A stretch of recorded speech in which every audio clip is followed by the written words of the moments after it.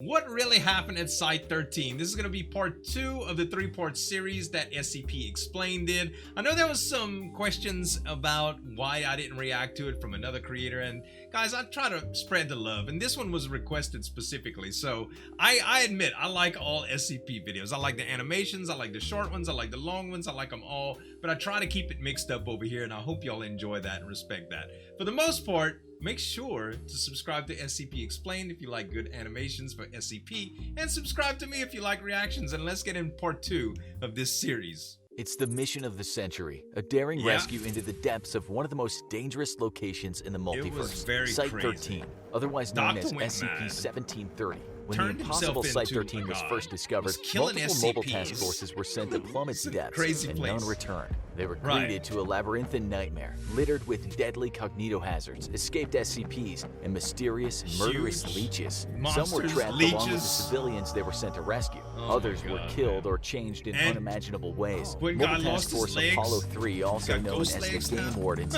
had been sent in on a rescue mission when they encountered a horrifying sight: the captured broadcast of Bobble the Clown, a dangerous SCP known for corrupting and destroying children through its deadly messages. But this Bobble was different. Much like everything from Site-13, this Bobble came from an entirely different dimension, and he had terrifying information to relay.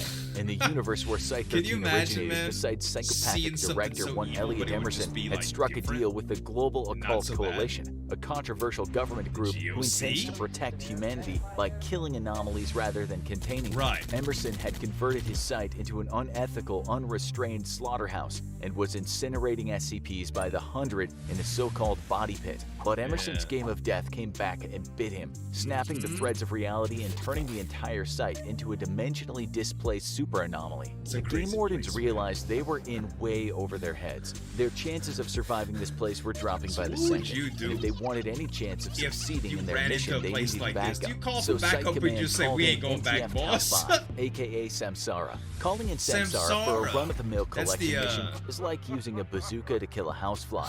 But for a case as severe as 1730, their skills were not only nice to have, but vital. Samsara are among the best of the best, immortal cybernetic clones forged from the flesh of a god, equipped with weaponry and technology that could surpass even that of other elite Mobile Task Force units. The 4 members of Samsara are so adept at what they do, they earned the nickname Power Rangers among their peers. The remaining Game Wardens knew that with Samsara on the case, they may actually survive this thing after all, and they just needed to hold out. Samsara arrived on site not long after, packing some serious technological heat, including arm-mounted incendiary cannons, shock-absorbing leg extensions, heat-resistant plating, and built-in scramble adaptations within their eyes to ward off the deadly cognito hazards. Everyone involved was in for the fight of their lives. The 4 Samsara agents, Irantu, Nanku, Munru, and Onru, entered via a drainage gate in one of the office buildings above ground and began their descent inside. After observing numerous charred bodies, they deduced that there must have been a massive incinerator somewhere on site. Emerson's incinerator. Theorizing that this was connected to the body pit they kept hearing about, they descended further, feeling the temperature rise as they did so. Due to the anomalous nature of 1730, nothing inside made any kind of logical sense. Caused by a reality-warping machine known as Thresher, the internal geography of Site-13 was subject to constant shifts. The team then split up to cover more ground. Munro and Nanku continued to follow the pipes and the heat toward the furnace, while Irantu and Onru broke away to explore what lay beyond a weak wall. After busting through the wall, Irantu and Onru explored several empty office blocks before finding their way into a control room with a glass observation deck. While the window was obscured by garbage and human corpses, signage indicated that the incinerator and the body pit were directly below them. The team once again reconvened and managed to activate the incinerator, which shredded the mass stuck inside with several large turbines before burning the resulting slurry, the same process that had happened to so many anomalies under Emerson's watch. With the path cleared, Samsara decided to descend via the incinerator, using the drainage pipe as a kind of makeshift tunnel. Eventually, they happened upon the leeches. Large, black, and hungry, these creatures seemed to infest 1730 by the thousand. Anywhere that blood or drainage runoff could be found, the leeches could be found too. They didn't appear to have any any connection to an anomaly previously secured and contained by the Foundation. They squeezed and wriggled through the cracks in the walls, searching for fresh blood. Onru detected that the leeches all moved with a kind of collective purpose, suggesting a telepathic hive mind. Onru was able to tap into this hive mind using their cybernetic enhancements and map the chaotic geography of 1730 through the leech colony's collective knowledge. With this new advantage, they could add a second goal to this rescue mission: find the Thresher device causing all the instability and potentially reduce power to it if possible. But they were on the clock to save the other survivors, as those leeches were sure to get hungry for warm blood soon.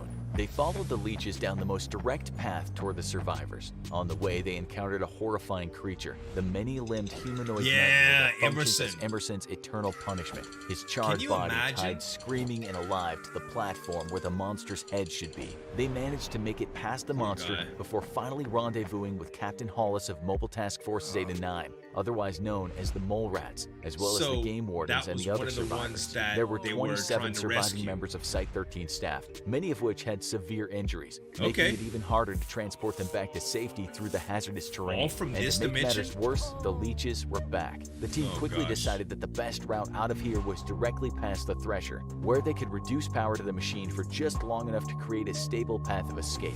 Nine opened fire on a horde of approaching leeches with flamethrowers. Kill it with fire! Everyone began running for their lives. It was a final make-or-break dash to safety. However, their advance was soon stopped by a strange robed creature drawing a cognitohazardous meme on the wall with its claws. When the team attempted to engage, it attacked, exposing additional deadly memes and the dangerous effects of its single white eye. And we're not talking about internet memes here. These are symbols and information that are often deadly to even bear witness to.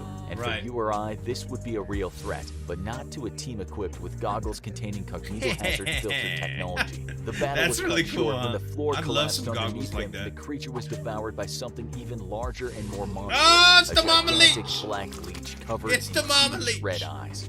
Its entrance caused thousands of leeches to spill out into the hall as the monster screeched and slithered its tentacles after them. Allow us to introduce you to Elijah, also known as the Leech Boy, a pivotal component of the very existence of SCP-1730. He was a boy with the mind of a toddler, but he had the strange ability to absorb blood through people's skin, hence his nickname Leech Boy. One of the doctors in Site-13, Dr. Hadley, took pity on Elijah. After all, he didn't choose to be the way he was. Director Emerson didn't share Hadley's sympathy. His orders to exterminate all anomalies included humanoids like Elijah. When Hadley protested, Emerson had her beaten within an inch of her life while other dissenters were shot. Dr. Hadley, disgusted by the inhumanity of her superiors, devised the perfect revenge. She sabotaged the incinerator and the body pit, allowing a mass containment breach that flooded the site with deadly anomalies. Young Elijah ended up consuming the slurry of the other shredded anomalies, causing him to mutate into a powerful monster.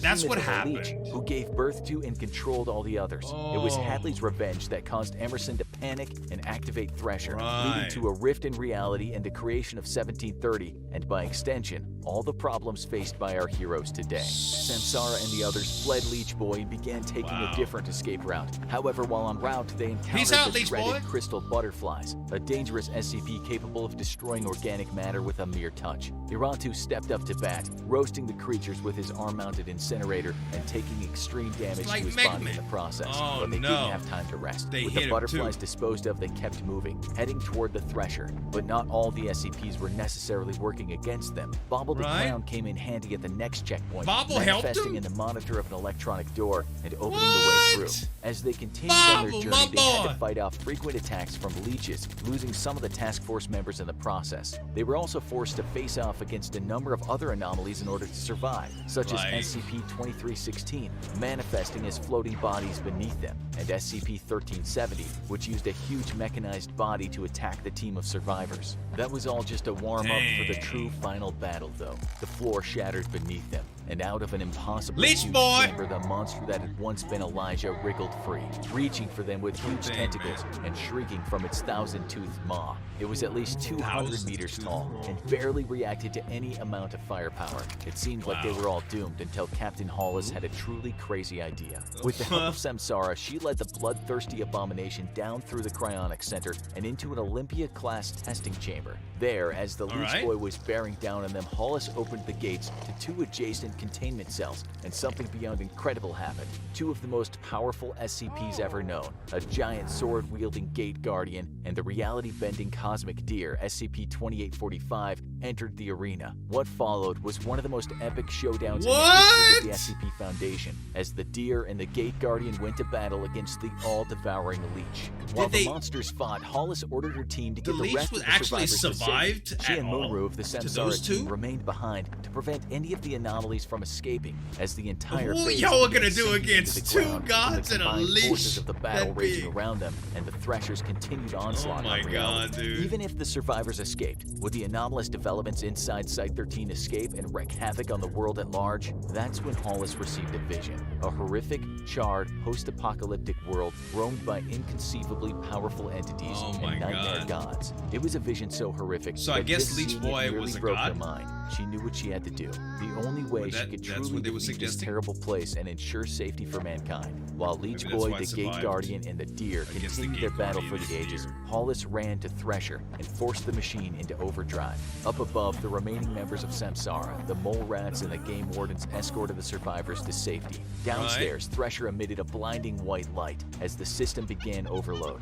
In her final moments, all Hollis could do was laugh. Perhaps it was a laugh of pure insanity, a mind broken by the horror she witnessed. Or perhaps it was a laugh of victory, knowing that in spite of the immense powers all around her, she had won the day. She had saved not only the survivors and her teammates, but possibly all of humanity. And all it cost her was everything. Outside, the survivors had reached a safe distance away. Good old Hollis. The entirety of Site-13 imploded in a final brilliant flash. When the dust cleared, SCP-1730 was gone. All that was left was an immense crater. So that's how it got neutralized. Captain Hollis had done it. Through overloading the Thresher machine, she'd taken this anomaly out of the world the exact same way it had entered. It was torn from its moorings on our Earth and kicked into the infinity of space-time, perhaps never to be seen again, along with everything it contained.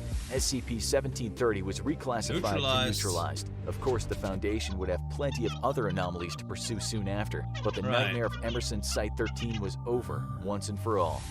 So what exactly is part 3 all about? That's what I want to know. Is it just like a recap, or there's some story that went on after that? You know, I thought that the Gate Guardian and the Deer were like just beyond infinitely powerful, right? The way that the leech is portrayed is just a giant leech, but apparently there's some more story to it because it was that strong.